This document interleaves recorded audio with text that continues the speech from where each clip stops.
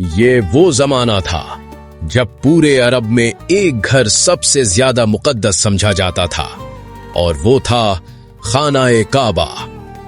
عرب کے کونے کونے سے لوگ مکہ آتے، اس کا طواف کرتے اور اسے اللہ کا گھر مانتے تھے۔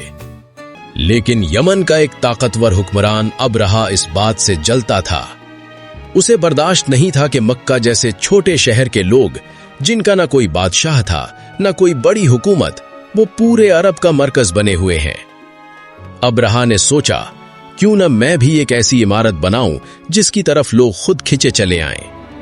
چنانچہ اس نے صنعا میں ایک نہایت شاندار گرجا گھر بنایا، اسے سونے چاندی اور قیمتی جواہرات سے سجا دیا، مگر کوئی بھی اس کی طرف نہ آیا، سب پہلے کی طرح کعبہ ہی جاتے رہے۔ یہ دیکھ کر ابرہہ کا غرور ٹوٹ گیا اور اس نے فیصلہ کر لیا کہ اب کعبہ کو ہی مٹا دیا جائے۔ چنانچہ اس نے ایک بہت بڑا لشکر تیار کیا، 60,000 سپاہی اور جنگی ہاتھی بھی ساتھ تھے، اور وہ مکہ کی طرف روانہ ہو گیا۔ مکہ کے قریب پہنچ کر اس نے قریش کے سردار عبد المطلب کو بلایا۔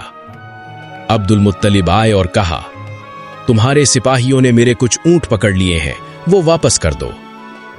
ابرہہ ہنس پڑا، کہنے لگا، مجھے لگا تم کعبہ کی فکر کرو گے، لیکن تم تو اپنے اونٹوں کی بات کر رہے ہو۔